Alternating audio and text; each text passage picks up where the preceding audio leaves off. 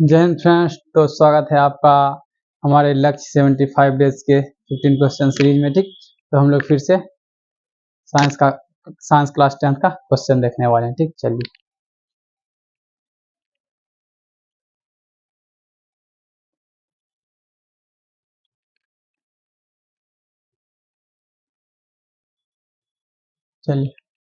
तो हमारा पहला क्वेश्चन है, एक लेंस में प्रकाश किरण किस प्रकार गमन करती है, एक किरण आरेख द्वारा व्यक्त करें। देखिए, इसका कहने का मतलब है कि एक लेंस है। ठीक, एक लेंस, ये नहीं बोला कि वो उत्तल होगा या अवतल होगा, वो सिर्फ बोला एक लेंस। उसमें कहता है प्रकाश की किरण गमन करती है, एक किरण आरेख द्वारा क्या करें, व्यक्त करें। तो मतलब किस तरह वो गमन करती है, हम लोग को ये दिखाना है। ठीक है दोस्तों, तो चलिए, तो हम लोग जो सिंपल क्या कहते हैं, सिंपल प्रकाश की किरण का जो किरण पुंज है उसको हम लोग लेके चलते हैं, मतलब समांतर किरण पुंज। जब हम लोग क्या करते हैं, उत्तल दर्पण और अवतल दर्पण में क्या करते हैं, जब समांतर प्रकाश किरण पुंज को हम लोग गुजारते हैं तो क्या होता है, उसी को हम लोग देखेंगे। चलिए देखिए, तो कहता है जब प्रकाश की किरण किसी लेंस पर समांतर आपतित होता है, क्या होता है, समांतर आपतित होता है, तो अपवर्तन के बाद एक बिंदु पर क्या होती है, मिलती हुई प्रतीत होती है। दोस्तों क्या होती है, मिलती हुई प्रतीत। हम ये नहीं कह रहे मिलती ही है, मिलती हुई क्या होती है, प्रतीत होती है। इस बात में भी बहुत लॉजिक है। ठीक, चलिए तो देखते हैं। हमारा है पहला क्या, उत्तल लेंस। क्या हमारा उत्तल लेंस, देखिए प्रकाश की किरण ऐसे आया, ठीक है दोस्तों, और ये इधर मिल गया। ठीक, ये इधर, ये तो ठीक, ये यहाँ पे क्या हो गया, मिल गया। जहां पे मिलता है हम लोग जानते हैं उसको फोकस कहते हैं, ये मिल गया यहाँ। ठीक, ये तो उत्तल के लिए था। चलिए अब आते हैं अवतल में। अवतल में क्या होता है, प्रकाश की किरण ऐसा है, ये छिटक गया, लेकिन मिलती हुई प्रतीत कहाँ होगा, फोकस पे। फिर ये प्रकाश ऐसा है, ये छिटक के चला गया। ठीक, ऐसे, लेकिन मिलती हुई प्रतीत होती है कहाँ, तो फोकस पे ही होती है। ठीक, फिर ये प्रकाश आया, इससे चला गया, फिर ये प्रकाश आया, फिर यहाँ चला गया, फिर लेकिन मिलती हुई प्रतीत कहाँ होती है, ये देखिए फोकस पे। ठीक है दोस्तों, इसीलिए हम लोगों ने बोला मिलती हुई प्रतीत होती है। ठीक, तो हमारे क्वेश्चन का आंसर हो गया। ठीक, चलिए इसको मिटा दें ताकि फिगर कंप्लीट दिखे। ठीक है दोस्तों, तो ये पूछता है, तो आप लोग इससे को अच्छे से कर सकते हैं। ठीक, ये क्या बोलते हैं हम लोग, किरण फॉर्मेशन में हम लोग इसको पढ़ते हैं। चलिए, तो हमारा नेक्स्ट क्वेश्चन है, 2 मीटर फोकस दूरी, कहता है 2 मीटर फोकस दूरी वाले किसी अवतल लेंस, क्या कर रहा है, अवतल लेंस की क्षमता ज्ञात करें। क्या कर रहा है दोस्तों, लेंस की क्षमता। हम लोग जानते हैं कि लेंस की क्षमता,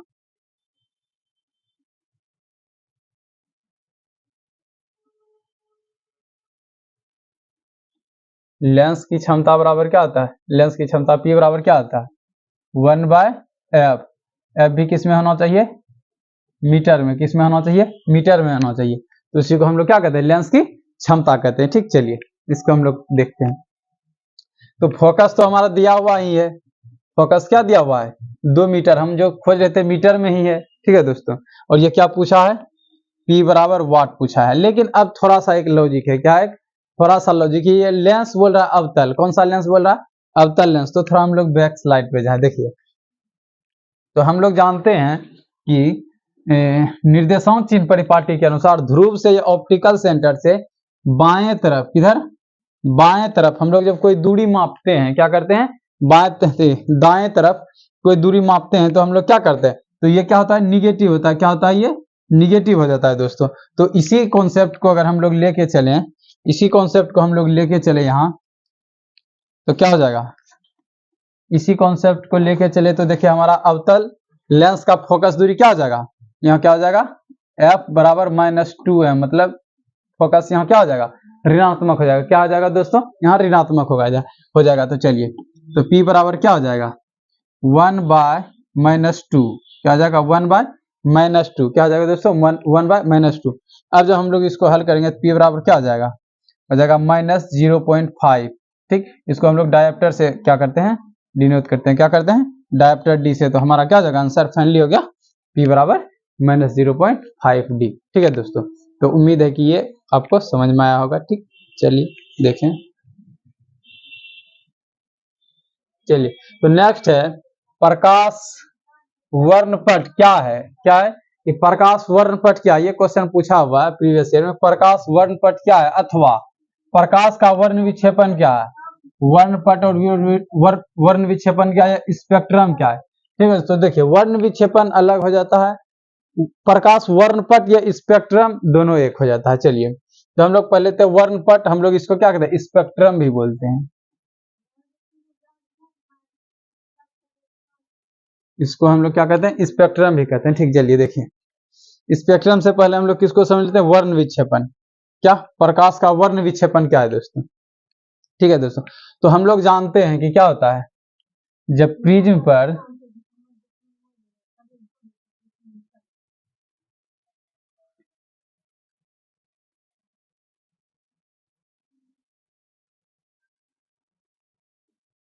जब क्या करते हैं हम लोग, प्रिज्म पे प्रकाश की किरण कोई आपतित होता है, श्वेत प्रकाश की किरण, क्या बोलते हैं इसको हम लोग,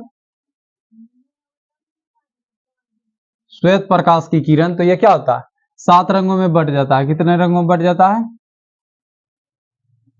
7 रंगों में बट जाता है। कितने रंगों में दोस्तों, 7 रंगों में बट जाता है। तो ये प्रकाश का जो ये जो श्वेत प्रकाश 7 रंगों में बटा, इसी को हम लोग क्या कहेंगे, इसी को हम लोग कहते हैं प्रकाश का वर्ण विक्षेपण। क्या कहते हैं हम लोग दोस्तों, वर्ण विक्षेपण कहते हैं। ठीक है दोस्तों, चलिए देखिए क्या लिखा हुआ, किसी प्रिज्म, प्रिज्म होना चाहिए दोस्तों, प्रिंस लिखा गया है, प्रिज्म,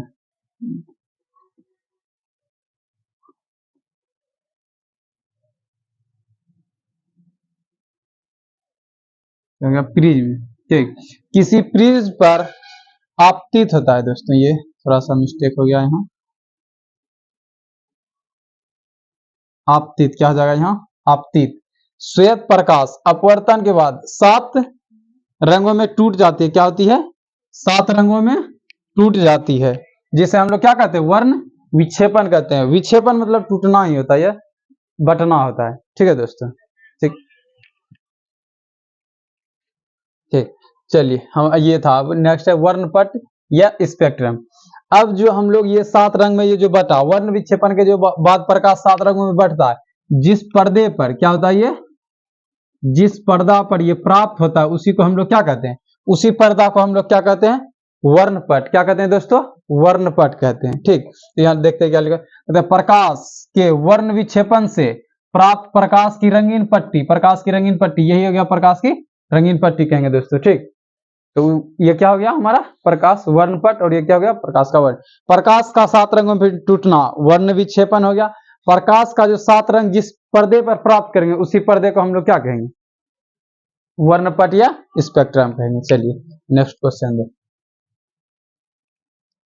चलिए तो हमारा नेक्स्ट क्वेश्चन है, नेत्र अपने अंदर आने वाली प्रकाश की मात्रा को कैसे नियंत्रित करता है। ठीक है दोस्तों, चलिए तो कह रहा है कि नेत्र के अंदर प्रवेश करने वाली प्रकाश की मात्रा को नेत्र कैसे क्या करता है, कैसे नियंत्रित करता है, किस प्रकार उस पर नियंत्रित करता है। तो हम लोग जानते हैं, हम लोगों का जो परितारिका है वो क्या होता है, फैल सकता है, सिकुड़ सकता है, फैल सकता है, सिकुड़ सकता है। और परितारिका में एक छोटा सा मतलब काला भाग है जो कि उसमें छिद्र रहता है, और उसी को हम लोग क्या कहते हैं, पुतली। तो क्या करता है, पुतली के द्वारा ही हमारे आंखों में क्या करता है, प्रकाश प्रवेश करता है। ठीक, चलिए देखते हैं क्या लिखा हुआ। फिर कहता है पुतली का आकार आंख में प्रवेश करने वाली प्रकाश की मात्रा को क्या करता है, नियंत्रित करता है, जिसके लिए परितारिका जिम्मेदार है। ठीक है दोस्तों, चलिए तो क्या होता है, हम लोग जब क्या करते हैं, अधिक प्रकाश से कम प्रकाश में आते हैं, तो हम लोगों का क्या होता है कि अधिक प्रकाश में जाते हैं दोस्तों, तो हमारा पुतली क्या होता है, सिकुड़ जाता है। सिकुड़ने का कारण है कि अधिक प्रकाश आंख में ना जा पाए उसके लिए। ठीक, फिर जब हम लोग कम प्रकाश में जाते हैं तो हमारा पुतली सिकुड़ा हुआ रहता है, तो वो फूलता है, मतलब फैलता, मतलब कह सकते हैं उसका बड़ा होता है, कह सकते हैं तरह से। ठीक, क्योंकि देखे होंगे जब अचानक आप धूप से छांव में आइएगा तो नहीं दिखेगा, या छांव से धूप में जाइएगा तो थोड़ा दिक्कत हो, अचानक धूप लगेगा ज्यादा, तो ये पुतली के कारण होता है। कह सकते हैं हमारे आंखों में प्रवेश करने वाली प्रकाश की मात्रा को पुतली नियंत्रित करता है, जिसके लिए परितारिका जिम्मेदार होता है। परितारिका जिम्मेदार इसीलिए होता है क्योंकि परितारिका के फैलने सिकुड़ने से ही क्या होता है, हमारा पुतली का आकार छोटा या बड़ा होता है। ठीक है दोस्तों, चलिए उम्मीद है ये क्वेश्चन समझ में आएगा। चलिए हम लोग नेक्स्ट क्वेश्चन देखते हैं। तो नेक्स्ट क्वेश्चन, नेत्र की सामंजन क्षमता से क्या अभिप्राय है, पूछ रहा है कि नेत्र की सामंजन क्षमता से क्या अभिप्राय है। समंजन मतलब होता है कि एडजस्ट करना, समंजन मतलब कहता है एडजस्ट, वही पूछ रहा है नेत्र का समंजन क्षमता क्या है। देखिए तो कह सकते हैं कि नेत्र का सामंजन क्षमता वह क्षमता है जिससे क्या करता है, वह अपनी फोकस दूरी को बढ़ाकर या घटाकर रेटिना पर क्या करता है, स्पष्ट प्रतिबिंब बनाता है, कह सकते हैं। चलिए देखते हैं क्या लिखा हुआ। कहता है नेत्र के सामंजन क्षमता वह क्षमता होती है जिसके कारण आंख अपनी फोकस दूरी घटाकर या बढ़ाकर निकट या दूर की वस्तु का प्रतिबिंब रेटिना पे क्या करता है, बनाते हैं। दोस्तों मान लीजिए जैसे कि हम लोग नजदीक का वस्तु देखे तो नजदीक का देखे, फिर अचानक दूर का देखे तो दूर का देखे तो वहां क्या फोकस दूरी दोनों का एडजस्ट करना पड़ता है। तो जो एडजस्ट करेगा, जो क्षमता होती है हमारे आंखों की, वो जो क्षमता एडजस्ट करने की क्षमता, उसी को हम लोग क्या कहते हैं, कहते हैं हम लोग नेत्र की सामंजन क्षमता। ठीक, चलिए देखें नेक्स्ट क्वेश्चन। चलिए नेक्स्ट क्वेश्चन है हमारा बायोलॉजी से। कहता है परिसंचरण तंत्र से आप क्या समझते हैं। पूछ रहा है परिसंचरण तंत्र से आप क्या समझते हैं। तो हम लोग जानते हैं कि परिसंचरण तंत्र में जो भी भाग लेगा वो क्या कहलाएगा, परिसंचरण तंत्र कहलाएगा। चलिए तो क्या है देख लेते हैं। कहता है रक्त, रक्तवाहिनी तथा हृदय के सम्मिलित रूप को हम लोग क्या कहते हैं, रक्त परिवहन तंत्र कहते हैं। ठीक है दोस्तों, रक्त, रक्तवाहिनियां और हृदय को मिला के हम लोग क्या कहते हैं, रक्त परिसंचरण तंत्र कहते हैं। ठीक, चलिए ये किस तरह कार्य करता है देखें। चलिए दोस्तों हम लोग जानते हैं हृदय से रक्त के परिवहन ऑक्सीकृत रुधिर, ऑक्सीकृत रुधिर को हम लोग क्या कहते हैं, ऑक्सी हीमोग्लोबिन।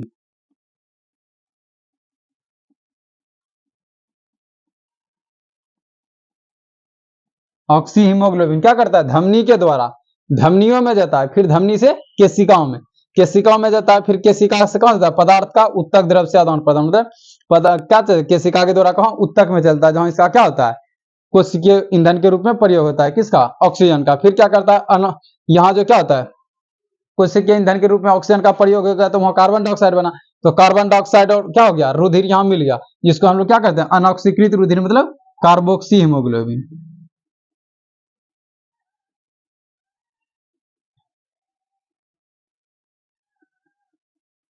कहते हैं दोस्तों कार्बोक्सी हीमोग्लोबिन।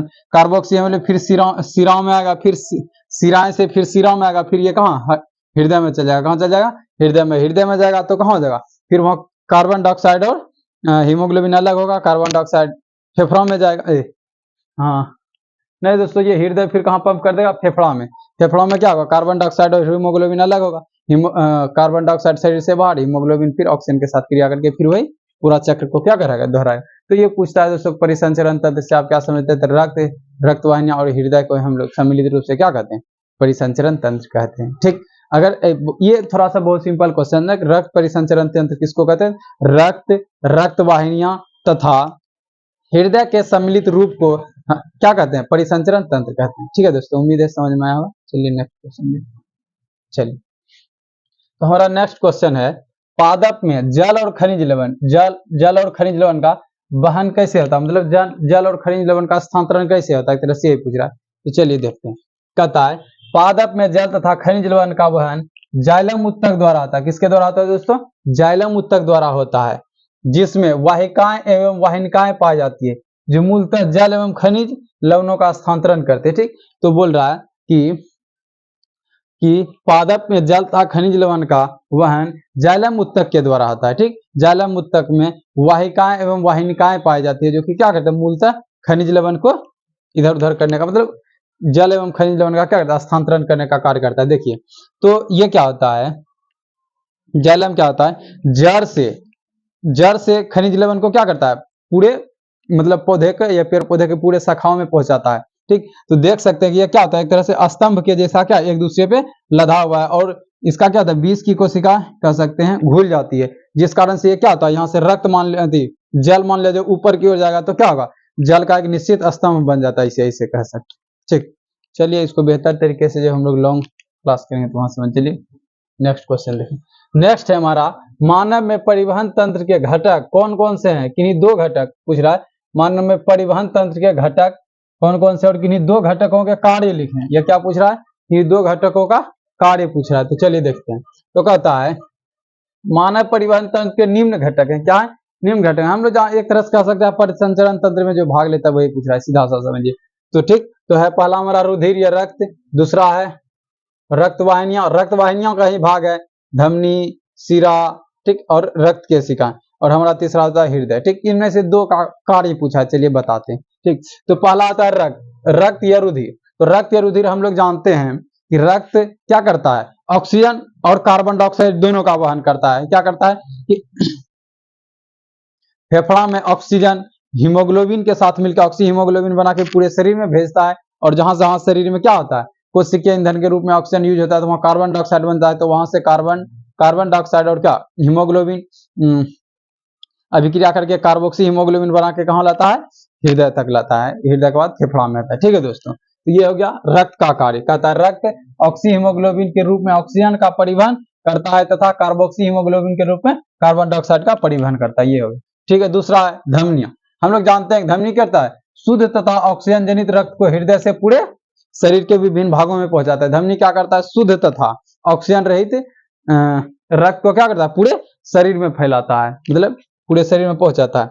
दूसरा है शिरा। हम लोग जानते हैं यह अशुद्ध यह ऑक्सीजनित रक्त को क्या करता है, पूरे शरीर से हृदय तक लाने का कार्य करता है। ठीक, चलिए हम लोग धमनी को दोस्तों, हम लोग धमनी को अपसारी किरण पुंज के रूप में क्या कर सकते हैं, जान सकते हैं। जिस तरह अपसारी किरण पुंज का लक्षण था एक जगह से चारों ओर फैल जाता है, उसी तरह क्या आता है, ये हृदय से लेके चारों तरफ पूरे अंग में फैल जाता है रक्त को। ठीक, लेकिन क्या करता है शिरा, पूरे शरीर से रक्त को कहां लेके आता है, हृदय तक लेकर जाता है। इसको मतलब हम लोग कह सकते हैं हम लोग अपसारी। ठीक, अपसारी ऐसे मतलब याद करने का थोड़ा ट्रिक कह सकते हैं तरह से। ठीक, फिर रक्त के शिकाएं क्या है, रक्त के शिकाएं, रक्त के शिकाएं द्वारा उत्तकों एवं रक्त के बीच पदार्थों का आदान प्रदान होता है। दोस्तों रक्त के शिकाएं जो होती है बहुत पतली होती है, क्या होती है, बहुत पतली, जहाँ क्या होता है पदार्थों का आदान प्रदान, उत्तक और क्या होता है रक्त के बीच पदार्थों का आदान प्रदान इसी के शिका की सहायता से होता है। ठीक, चलिए नेक्स्ट है हृदय। हृदय रक्त को पूरे शरीर में पंप करता है। इसे किसी दो का ही कार्य पूछा था, हम तीसरा का भी कार्य लिख दें। ठीक, आप लोग अपने हिसाब से देख लीजिए। चलिए, तो हमारा नेक्स्ट क्वेश्चन है पादप में भोजन का स्थानांतरण कैसे होता है, पूछ रहा है कि पादप में भोजन का स्थानांतरण कैसे होता है। हम लोग जानते हैं दोस्तों कि भोजन कहाँ होता है, कि जो छोटे पेड़ पौधे उसमें तो पूरे शरीर पौधे हैं जो उसके तो पूरे शरीर में भोजन का निर्माण हो जाता है, लेकिन क्या है बड़े बड़े जो बूढ़ा पेड़ कह सकते हैं वो उसके सिर्फ पत्तियों में क्या होता है, भोजन का निर्माण होता है, तो उसमें पूरा फैलाना होता है। तो चलिए देखते हैं क्या कहता है। पादप में भोजन का स्थानांतरण फ्लोएम उत्तक द्वारा होता है। क्या होता है, फ्लोएम, जिसमें क्या चालनी नलिकाएं पाई जाती है जो पौधों के निश्चित भाग में निर्मित भोज्य पदार्थ को दूसरे भागों तक पहुंचाती है। ठीक, देखिए तो ये क्या है, जब पदार्थ बनता है तो क्या होता है, इसको क्या करता है, मतलब जब पूरे शरीर में भोजन बनता है तो ये क्या करता है, अलग अलग अंगों तक क्या करता है, पहुंचाने का कार्य कर सकता है। ऊपर से नीचे, नीचे से ऊपर ये करता है, फ्लोएम तक क्या करता है, फ्लो करते रहता है। ये सारा का सारा क्या, ये सब भोज्य पदार्थ है। ठीक है दोस्तों, उम्मीद है कि आपको समझ में आएगा। फिगर हम कॉपी में खुद बनाए थे तो वही उतारे हैं, तो थोड़ा ब्लर नहीं दिख रहा था तो ये ऊपर से कर दी। चलिए नेक्स्ट क्वेश्चन, चलिए तो हमारा नेक्स्ट क्वेश्चन है रसारोहण क्या है। ठीक, रसारोहण क्या है चलिए देखते हैं। कहता है मिट्टी से जल मूल रोमों द्वारा अवशोषित होकर पौधों के शीर्ष तक तथा अन्य भागों तक पहुंचता है। जल के इस ऊपरी दिशा स्थानांतरण को रसारोहण करते हैं। रसारोहण का मतलब दोस्तों समझ देखिए, कोई भी पेड़ पौधा उसका क्या होता है, तना अधिक कह सकते हैं, जड़ होता है। जड़ का भी एक छोटा छोटा भाग होता है, उसी को हम लोग क्या कहते हैं, मूल मान लेते हैं। ये है जड़ एक तरह से, इसी ठीक, ये क्या हो गया, जड़ हो गया, ये इस तरह। ठीक, ये इस तरह क्या मान लेते हैं, ये एक तरह से जड़ हो गया। ठीक, ये इसी पे इसे छोटा छोटा रहता है, छोटा छोटा इस तरह देखे होंगे रहता है, इसे छोटा छोटा, उसी को हम लोग क्या कहते हैं, मूल रोम, क्या कहते हैं, मूल रोम। तो इसी के सहायता से क्या करता है पेड़ पौधे, मिट्टी से अपना क्या जल का आदान प्रदान करते हैं। इसी के सहायता से जल का आदान प्रदान करते हैं और क्या करते हैं, कह सकते हैं पौधों के अन्य भागों में, पूरे भागों में क्या होता है, रक्त पहुंचता है, जल पहुंचता है। ठीक, तो इसी प्रक्रिया को मिट्टी और मूल रोमों के बीच जो जल का आदान प्रदान होता है, इसी प्रक्रिया को हम लोग क्या कहते हैं, रसारोहण कहते हैं। ठीक है दोस्तों, ठीक, तो उम्मीद है कि हाँ, तो मेरा लास्ट क्वेश्चन था, तो उम्मीद है कि क्वेश्चन समझ में आएगा। जहां आपको दिक्कत लगे आप कमेंट्स में बता सकते हैं। ठीक, हम लोग उसको शॉर्ट्स के माध्यम से सॉल्व करेंगे और इम्प्रूवमेंट करने का प्रयास करेंगे। ठीक, तो जय हिंद दोस्तों, फिर मिलते हैं नेक्स्ट वीडियो में।